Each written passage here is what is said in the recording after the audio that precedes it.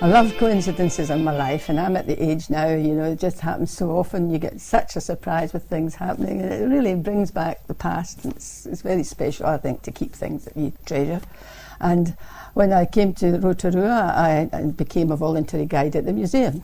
And of course, it started off as being part of a spa complex at the big Elizabethan building, where they had the male side and the female side. And the building was opened in 108, and that was only the male side. The female side hadn't got started, but the male side was opened with 2 wings. The female side had to wait way on till they only got 1 wing. 1924 they got 1 wing. Now for the centennial celebrations the 2nd wing's going on.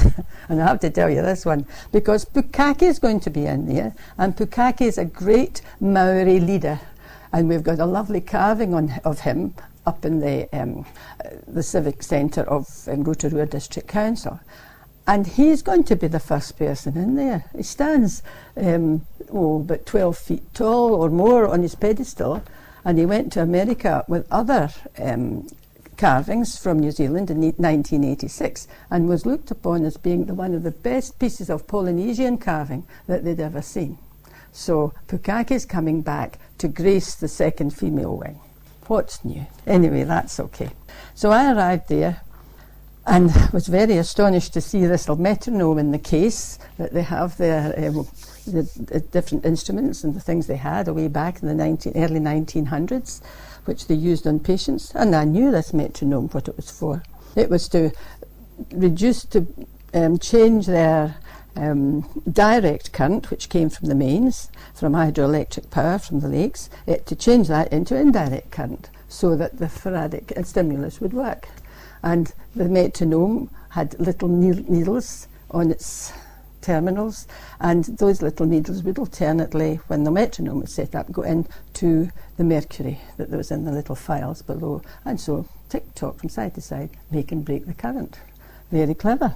And so there it was, but I was presented with that machine when I was sitting my intermediate exam at, I think I sat it in the Royal Infirmary in Glasgow. I'd never seen the machine before, so you can see how you'd feel in the first place. Naturally, I failed that exam. I thought it was pretty mean of them, but I suppose it's the way it goes. But 6 weeks later, sat and passed the electrotherapy exam, and that machine never appeared. And so then went to London to sit my final, so that was a boost to go down there, because my sister was down there anyway. And so that's the story of that metronome in the machine.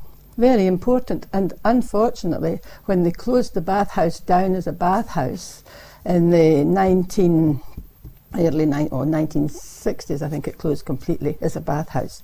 They tossed the 24 baths into the lake, the beautiful enamel baths that had come from Britain, and all the machinery. And why they kept this console, I don't know, but they'd taken the bits out of it. And the piece of woodwork is still sitting there off-site, and nobody sees it. But that's really quite a piece of historical instruments that they used. They had early shortwave diathermy, and they had ultraviolet, and X-rays even in the early days, in the early 1900s. So it was quite a special place. Came from all over the world to have their treatments. Can I tell you one wee bit more? There's a little Scottish ditty that says, and I say this to the visitors, the 6 best doctors anywhere, and no one can deny it, are sunshine, water, rest and air, exercise and diet.